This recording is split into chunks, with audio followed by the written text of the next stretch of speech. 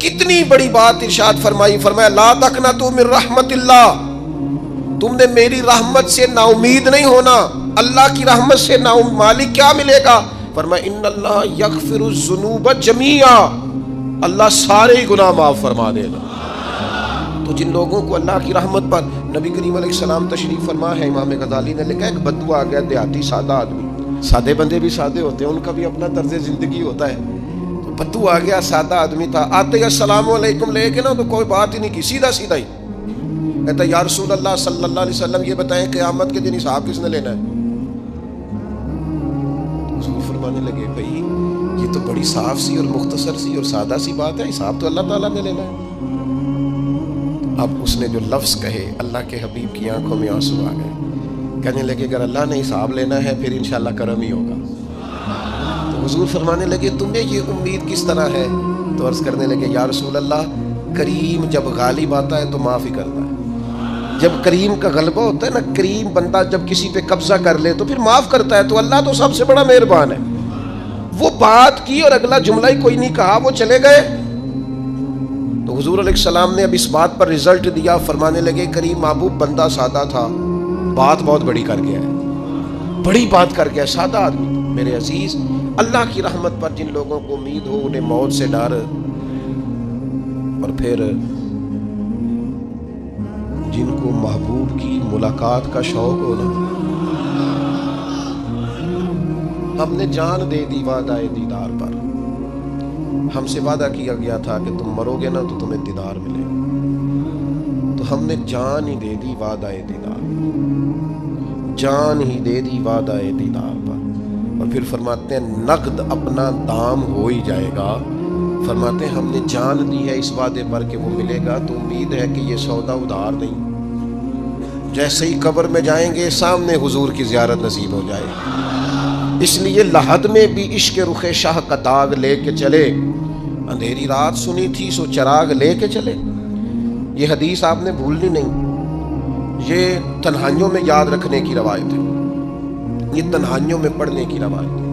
یہ اپنے ذوق کو تازہ، جو لوگ کہتے ہیں نا وجد سرور کیف میں جانا چاہتا ہوں، وہ مشکات شریف کی اس حدیث کو دیکھے۔ اللہ کے حبیب علیہ السلام نے فرمایا لوگوں میں تمہیں بتاؤں قیامت کے دن اللہ تعالیٰ بندوں سے پہلا سوال کیا فرمائیں گے اور بندے اس کا جواب کیا دیں گے؟ یا رسول اللہ کرم فرمائیے، بتائیے۔ تو کریم فرمانے لگے اللہ تعالیٰ قیامت کے دن بندوں سے سب سے پہلا سوال، اگرچہ بعض اور احادیث میں اور سوالات بھی آئے ہیں قیامت میں جو سب سے پہلے ہوں گے، لیکن اس حدیث میں یہ والا سوال حضور نے بیان فرمایا۔ حضور فرمانے لگے اللہ قیامت کے دن اپنے بندوں سے سب سے پہلا سوال یہ فرمائے گا کیا تم میری ملاقات کو پسند کرتے تھے؟ اوئے ہوئے ہوئے، کیا تمہارا ملنے کو جی چاہتا تھا؟ کبھی اے حقیقت منتظر نظر آ نہ لباس مجاز۔ اقبال کہتے ہیں تیرے کرم اتنے ہیں دل کرتا ہے تجھے دیکھیں، کبھی کبھی اے حقیقت منتظر نظر آ نہ لباس مجاز میں، لاکھوں سجدے تڑپ رہے ہیں میری جبین نیاز میں، تمہارا دل کرتا تھا مجھ سے ملنے کو؟ حضور فرماتے بندے عرض کریں گے مالک بڑا دل کرتا تھا۔ تو پھر اللہ فرمائیں گے یہ گفتگو کی معنویت تو دیکھو یار، اس کا حسن تو دیکھو۔ اللہ پھر پوچھیں گے کیوں دل کرتا تھا تمہارا؟ دل کرتا تھا تو کیوں کرتا تھا؟ عرض کریں گے مالک اس لیے کہ ہمیں امید تھی کہ تم معاف بھی کر دے گا، رحمت بھی فرمائے گا، اس معافی کی امید پر دل کرتا تھا تو ملے۔ حضور فرماتے ہیں پھر رب فرمائے گا مجھ پر واجب ہے، میں نے اپنے کرم سے واجب کر لیا ہے کہ آج تمہیں جنت عطا کروں گا۔ یہ جو ملاقات ہے نا، ملاقات کہ وہ ملیں گے، ان سے ملاقات ہو۔ عمر بیت گئی نا نام جپتے، عمر بیت گئی نا تذکرہ کرتے، ہم سے بھی لوگ پوچھتے ہیں کیا کمائی کی، کیا زندگی میں حاصل کیا، تو ہم کہتے ہیں شرق سے غرب تک، ملک کے کونے سے لے کر دوسرے کونے تک مدینے والے کی بات کی، حضور کا ذکر کیا ہے، نبی پاک کے میں اپنی حیاتی تو قربان تھی وہاں ساری محمد محمد پکیندے گزر گئی ساری۔ یہ اعزاز ہے، یہ کرم ہے۔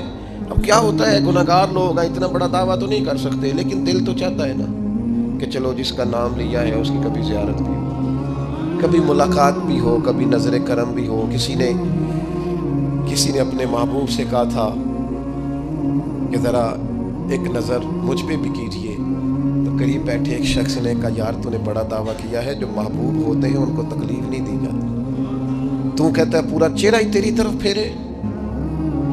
تو پھر اس نے اس درویش سے پوچھا کہ میں بھلا پھر کیا کروں، میرا دل تو میرا بھی کرتا ہے نا، چلو یہ تو آپ کی بات ٹھیک ہے کہ اب میں محبوب سے کہوں کہ اتنی تکلیف کرے کہ میری طرف پورا رخ پھیرے تو ٹھیک نہیں، تو پھر بتائیں میں کیا کروں؟ تو اس نے کہا ان راہوں میں کھڑا ہو جا جن راہوں کی طرف وہ کریم دیکھتا ہے۔ چلو اسی با کردار کو دیکھتے دیکھتے بیچ میں تیرے اوپر بھی نظر، مجھ پہ محشر میں نصیر ان کی نظر پڑ ہی گئی، مجھ پہ محشر میں نصیر ان کی نظر، اوئے ہوئے اللہ کرے آپ کو بھی وہ لطف آئے جو مجھے آ رہا۔ کہتے مجھ پہ محشر میں نصیر ان کی نظر، یہ انتہائی عاجزی ہے کہنے والے کی۔ اس نے بالکل اپنے آپ کو ختم کر کے کہا کہ میں قابل تو نہیں تھا، اور میں پھر تکلیف دیتا کہ میری طرف دیکھیں، اسپیشل میرے لیے وقت نکالیں، پر کرم یہ ہوا کہ مجھ پہ محشر میں نصیر ان کی نظر پڑ ہی گئی۔ کہنے والے اسے کہتے ہیں خدا کا کرنا، کہنے والے اسے کہتے ہیں خدا کا کرنا۔ اللہ نے کیا کہ نظر مجھ پر پڑ ہی گئی، اور جب پھر پڑ گئی تو تیری ایک نظر کا کمال ہے اور میری زندگی کا سوال ہے، بس جب پڑ گئی تو سو پھر پڑ گئی۔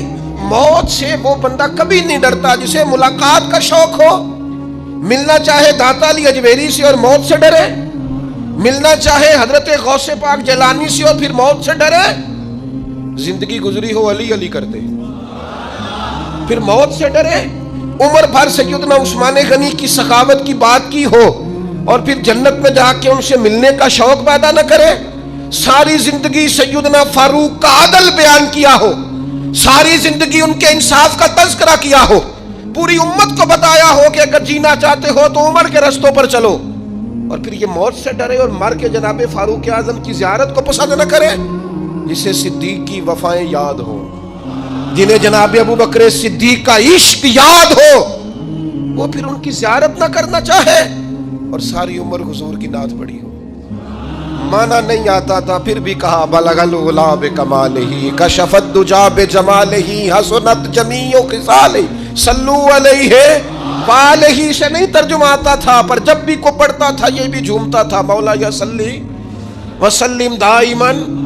میں آپ کو بتاتا ہوں توتلا آدمی، توتلا اور دیوانہ مجذوب بیچارہ، سمجھ نہیں، توتلا بولنا بھی ٹھیک نہیں آتا، مجھے نماز کا سلام پھرا تو وہ جلدی آ گئے، وہ ایک مجذوب آدمی تھے، سادے تھے، تو سلام لی تو کہنے لگے میں گل کرنی سی، تو میں نے ان سے کہا کہ تھوڑی دیر کے بعد ملتے ہیں، سادہ آدمی ہے، اللہ مجھے معاف کرے، میں کوئی نقل تو نہیں ان کی اتار سکتا، اس زبان کو ہم توتلی نہیں کہتے، ہم اس زبان کو بلالی زبان کہتے ہیں، یہ بڑی خوبصورت زبان ہوتی ہے، یہ جو توتلے لب و لہجے ہوتے ہیں نا، وہ جب بچہ پوری طور پہ اماں نہیں کہہ سکتا، توتلا ہوتا ہے تو کوئی مزہ آتا ہے اماں کو اماں کہلوانے میں، جب وہ پوری طور پر باپ کو بابا نہیں کہہ سکتا اور توتلا ہوتا ہے تو کوئی مزہ آتا ہے کہنے میں، وہ جب دادی نانی دادا کہتا ہے تو دادے کا دل کرتا ہے یہ 100 بار کہے، کیونکہ اسے کہنا نہیں نہ آتا، لیکن اس توتلاہٹ میں جو اس کو لطف آتا ہے۔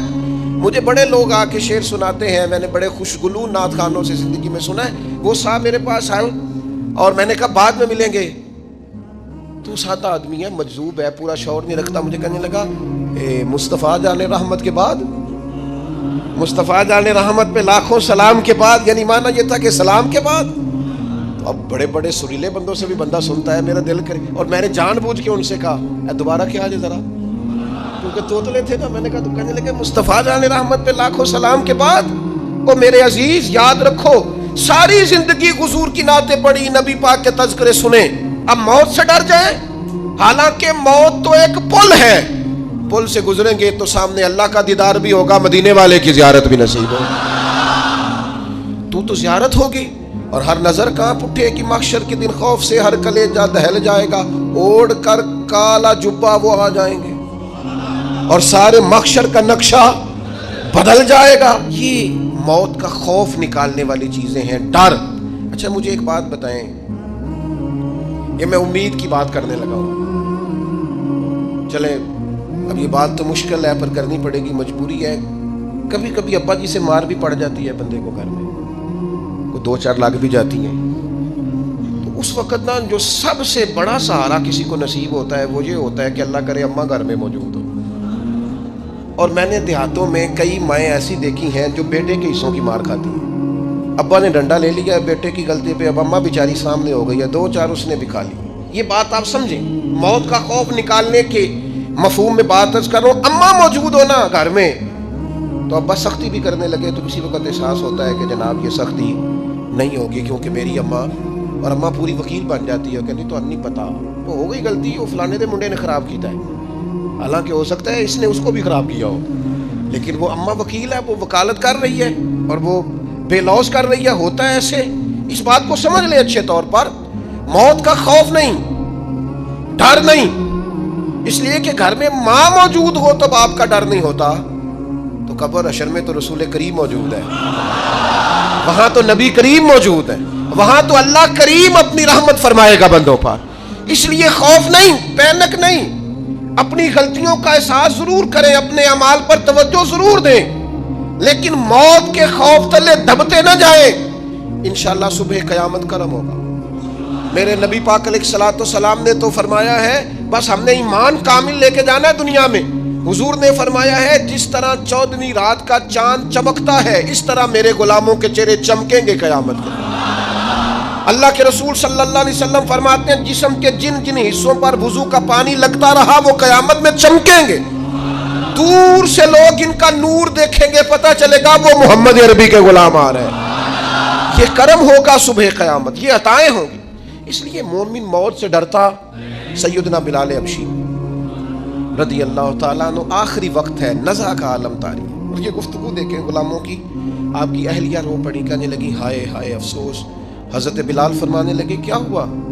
کہنے لگی افسوس ہے کہ آپ دنیا سے جا رہے ہیں۔ تو حضرت بلال نے مضمون ہی بدل دیا، سوچ کا زاویہ ہی بدل دیا، فرمانے لگے یہ افسوس کا مقام نہیں، یہ تو خوشی کا مقام ہے، اس لیے کہ میری آج آنکھیں بند ہوں گی، قبر میں کھلیں گی، مدینے والے محبوب سے بھی ملوں گا، حضور کے غلاموں سے بھی ملوں گا صلی اللہ تعالی علیہ وسلم۔ تو موت تو مقام مسرت ہے، اور اگر یہ مل جائے زندگی میں۔ ایک بدو ایمان لے آئے، ابن ماجہ میں موجود ہے، حضرت ابو ہریرہ رضی اللہ تعالیٰ عنہ حدیث کے راوی ہیں، فرماتے ہیں کہ بدو ایمان لائے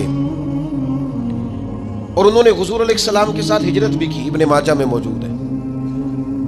تو نبی پاک علیہ السلام نے نا انہیں ایک صحابی کے ساتھ کر دیا، اب ان کے کام کاج میں مصروف ہو گئے ان کے ساتھ۔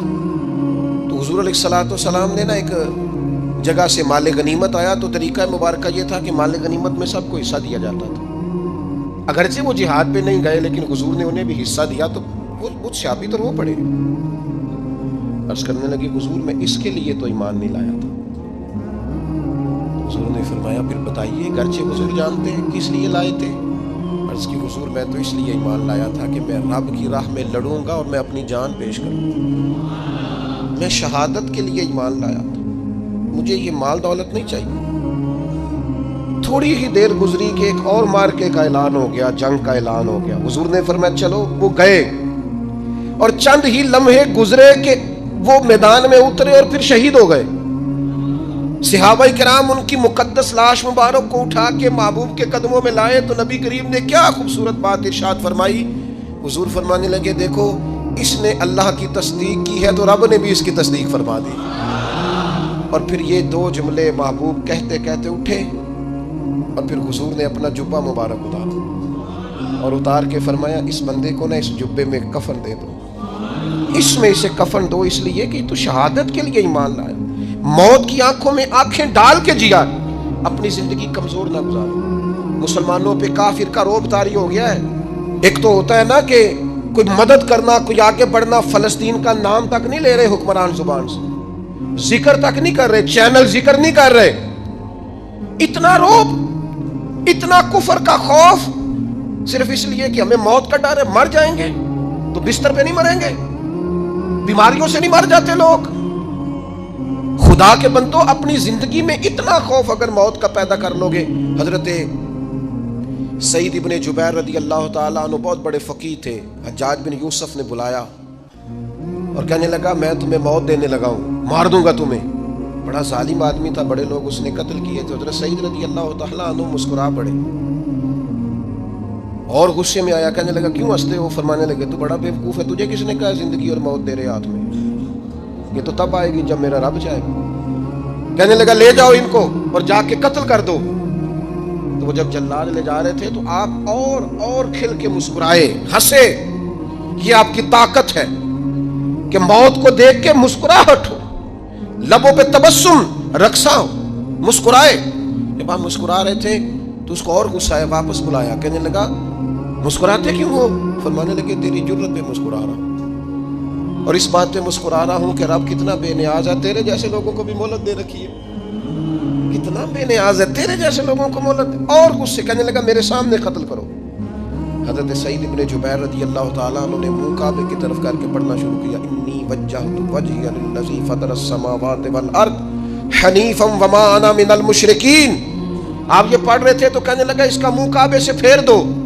کعبے سے منہ پھیرا تو آپ فرمانے لگے تو بڑا ہی بیوقوف ہے، میرا رب کو صرف کعبے کی طرف مقید ہے. وَلِلَّهِ الْمَشْرِقُ وَالْمَغْرِبُ فَأَيْنَمَا تُوَلُّوا فَثَمَّ وَجْهُ اللَّهِ. چہرہ پھیر دیا جب اس نے تو آپ فرمانے لگے مشرق بھی اللہ کا، مغرب بھی اللہ کا. اور اللہ فرماتا ہے تم جدھر بھی منہ کرو ادھر ہی اللہ کی رحمت ہے. یہ پڑھا تو اب اس نے لٹایا.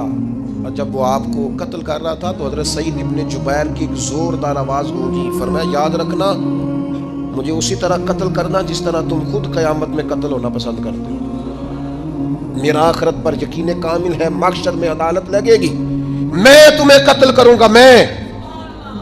حضرت سعید ابن جبیر کی وہ جرت تھی کہ دربار سارا لرز گیا حجاج کا. حضرت سعید ابن جبیر رضی اللہ تعالیٰ عنہ کہنے لگے اللہ اسے میرے بعد کسی پر مسلط نہ کرنا، میرا قتل آخری ہو، میرے بعد نہ ہو.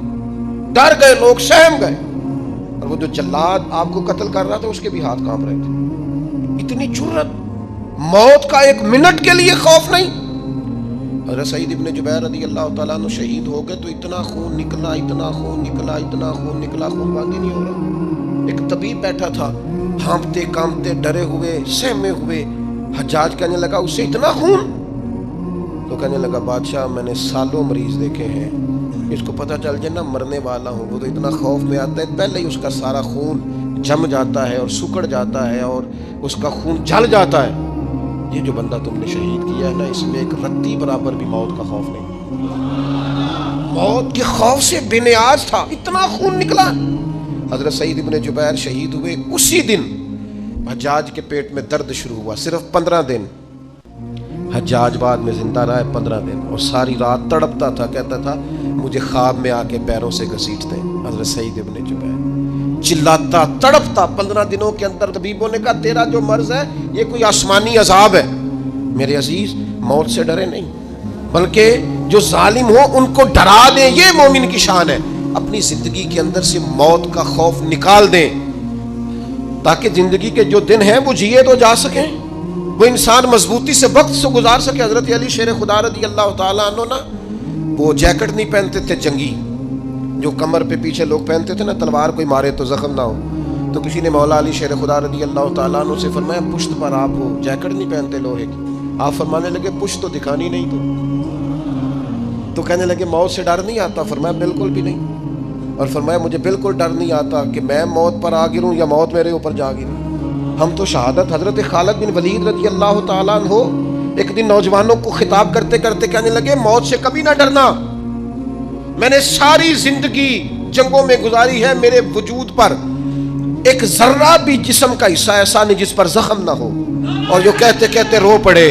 فرمانے لگے یہ بات کرتے کرتے رو پڑے. فرمانے لگے دیکھ لو زندگی ساری میدانوں میں گزاری ہے لیکن شہادت اللہ تعالیٰ نے میرے لیے وہاں نہیں لکھی تھی، یہاں اللہ تعالیٰ نے اپنی رحمت کے لیے موت میرے لیے لکھی تھی. تو یہ تو اللہ کا کرم ہے. قریب ایک بزرگ صحابی اور بیٹھے تھے، فرمانے لگے آپ کی نیت شہادت کی تھی، انشاءاللہ آپ قیامت میں شہیدوں میں ہی کھڑے کیے جائیں گے.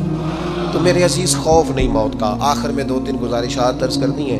ایک تو میری آپ سے گزارش ہے جنہوں نے ابھی تک قرآن مجید کی تلاوت شروع نہیں کی وہ ابھی سے آج سے 10 منٹ ٹائم ہو تو مسجد میں بیٹھ کے ایک رکوع پڑھ کے جائیں. قرآن مجید نہیں چھوڑنا. رمضان کا تعارف یہ ہے کہ شہر رمضان الذی انزل فیہ القرآن، تو قرآن مجید سے دلچسپی. دوسری میری گزارش ہے راشن بانٹنے والوں سے بھی کہ مہربانی کریں لائنوں میں لگانا چھوڑ دیں، اور لینے والوں سے بھی میری عرض ہے کہ اللہ تعالیٰ سارا سال عطا کرتا ہے، 3-4 ہزار کے لیے کیوں اپنے آپ کو آپ تکلیف میں ڈالتے ہیں؟ سارا سال اللہ دیتا ہے۔ اور پھر میری آپ سے یہ بھی اپیل ہوگی کہ طبیعتوں میں حلم پیدا کریں، بردباری پیدا کریں، یہ بڑی ضروری چیز ہے۔ مثبت سوچیں لائیں، روزہ ہماری تربیت کرتا ہے۔ اور پھر آپ سے یہ بھی اپیل کروں گا، رمضان شریف کی مقدس گھڑیوں میں صرف اپنے لیے نہیں سوچیں، امت کے لیے سوچیں، بالخصوص فلسطین کے مسلمانوں کے لیے کم از کم دعا مومن کا تہار ہے، وہ تو جم کے کریں اللہ کے حضور۔